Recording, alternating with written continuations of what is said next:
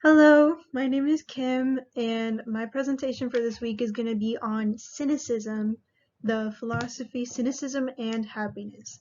It's a radical view of inner peace taught by the ancient Greek philosopher Diogenes. So before we get into cynicism, I'm going to go into like the parent idea, asceticism. So it's a lifestyle characterized by the abstinence of sensual pleasures, often for the purpose of pursuing spiritual goals. Usually this means like nirvana, salvation, redemption, inner peace, anything of that like caliber. That's what asceticism thrives on. It maintains that self-imposed constraints bring them greater freedom in various areas of their lives, such as increased clarity of thought and the ability to resist potentially destructive temptations. So examples would be like different kinds of addictions, gambling addictions, things like anything destructive. They aim to just totally go away from that, even if, like it brings you temporary happiness in the moment. It's really not worth it in the end. So they're like, we're distancing ourselves from all of that. All we want to do is focus on our inner peace and on ourselves. Most religions have some variation of this in their doctrine, so it by itself is not really limiting. It's pretty widespread. I'm Christian, so the way that it shows up that I've been taught is like the fruit of the spirit of self-control. I don't know how exactly it works with other religions, but I think Buddhism has this very strongly in it, as does Islam and Judaism. And I'm not going to say anything else about any of the religions because I don't really know, but I'm pretty sure it's in most, if not all, religions. So the difference between ancient cynicism and the modern definition of cynicism, ancient cynicism is the actual philosophical group of ideas. Therefore, it's usually capitalized because it is a specific thing.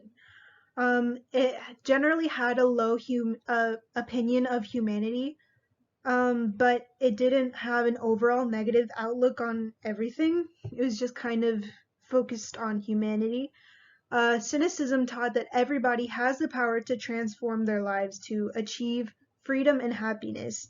Um, and one time, Diogenes, when he was told by somebody life is evil, he said life itself isn't evil, but living an evil life is.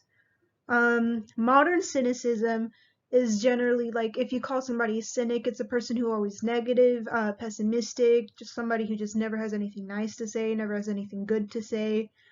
So most people who are modern cynics believe that life would have been better if it had never existed. There's no really hope for happiness or freedom, as opposed to ancient cynicism, which actually taught how to achieve that freedom and happiness. Because today it's just an attitude and not a specific set of ideas, it's usually lowercase. So if you come across the word cynicism in any type of readings, the ancient version, it will be capitalized and the modern version won't. Alright, so let's get into Diogenes, the founder of Cynicism. So he was the son of a banker in Sinope, but he was exiled or he possibly fled, depending on the historical account that you read. He fled to Athens after some controversy having to do with money. He double stamped money, so I think that's kind of like counterfeit in today's terms, but I'm not entirely sure. Um, and he became a philosopher under the tutelage of Antisthenes, who was a believer in asceticism. Um, and he lived homeless, striving to achieve a simple life. He claimed that he alone was free from an evil life because he had shaken off social restraints and societal expectations. So his teachings on cynicism, he thought that philosophy should be focused on figuring out how to find happiness in this present moment rather than discussing abstract concepts. Um, he taught that happiness is found in living by the lowest possible means and being free from worldly pleasures. He thought that humans are good and virtuous by nature but have been corrupted by artificial customs of society, and this is the cause of evil in the world. I thought that was kind of interesting because most religions, I think, have this concept where humans are just born naturally evil, and you have to strive towards goodness. But Diogenes taught the opposite, that we were born good, corrupted, and now we're just trying to go back to our natural state.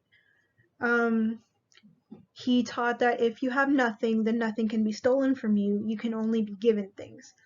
If a person is unoffendable, then they are free. If you're not worried about anything or anything anybody else says, then you're never gonna have any problems in life.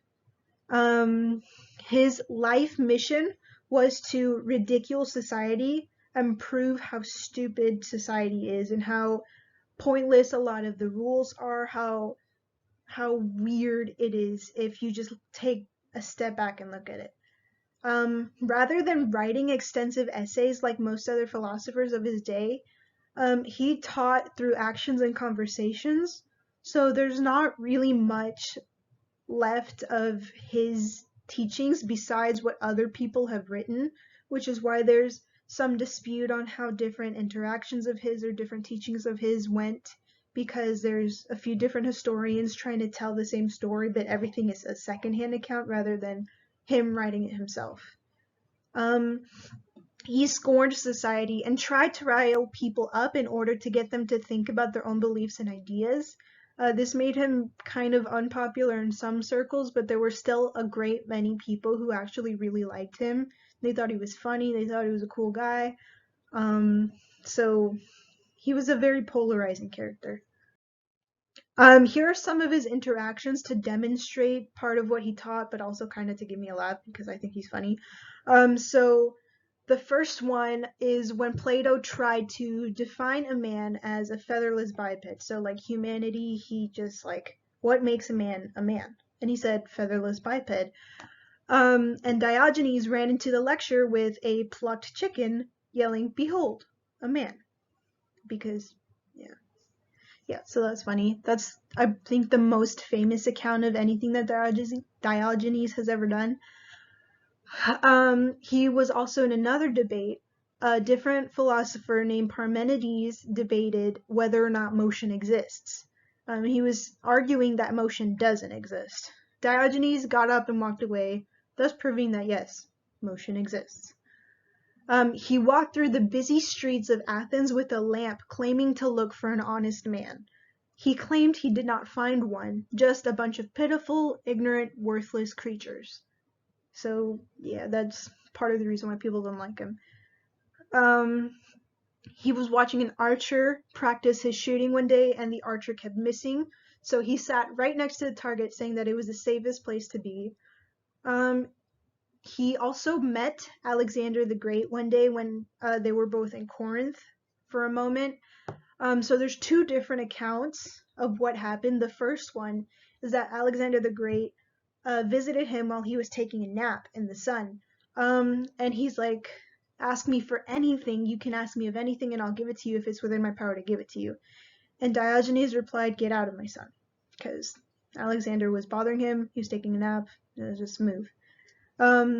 Alexander, of course, thought it was funny, and he said, "If I was not Alexander, I would want to be Diogenes." Diogenes responded with, "I would want to be Diogenes too." Another version of the same account says that Alexander found Diogenes digging through a pile of bones and asked why he was doing that. Diogenes responded saying, "I was looking for the bones of your dad, but I can't tell them apart from the slave bones." So it's shocking that there's no record of him being executed, honestly. Here's some more interactions. The son of a prostitute was throwing rocks at a crowd. Diogenes stopped him, saying, "Careful, don't hit your father." Upon seeing a young man scoop up water with his hands, Diogenes smashed his own wooden cup on the floor, saying, "I didn't know nature gave me my own cup." He took this as like a shock that he had been so materialistic. He couldn't believe it. So he threw that on the floor and he strove to wear and own as little as physically possible. There was a eunuch who was not very well liked, and he wrote the words, "No evil shall enter this house," over his doorway. When he saw this, Diogenes said, "So where does he live then?" And so eventually he was sold into slavery, taken somewhere else, and so somebody asked him what he would wish for his body to, how he wished his body to be taken care of as soon as he died. And he said, "Give me a stick to fight the wild animals trying to eat me." And then, that doesn't make sense. So whenever they asked, "Why would you need a stick if you're unaware of what's happening?" He said, "If I'm unaware of what's happening, then why should I care about what happens to me if I'm dead?" He has a good point. So that's the end of it. Here's my discussion question. Do you agree with Diogenes that happiness can only be found for living for simple pleasures instead of societal standards? Do you think that maybe happiness could be found elsewhere, or is it only possible to live in the way that Diogenes wanted us to live? And then for fun question, you don't have to answer this in your discussion, but what's your favorite Diogenes interaction? You can feel free to use Google because there is a lot of things that he did and said that people thought it was worthy enough to write down. So, you can just type it out for fun. You don't have to. The real discussion question is the first one, but that's it. That's all I have. These are the sources that I use for this week's discussion. I'm gonna make a PDF so that you guys have access to these as well. There's 2 books, 2 YouTube videos. I linked one of the books so that you could read it if you wanted to, if you were interested in it at all. So that's all I have for this week. I look forward to seeing your responses to the discussion question.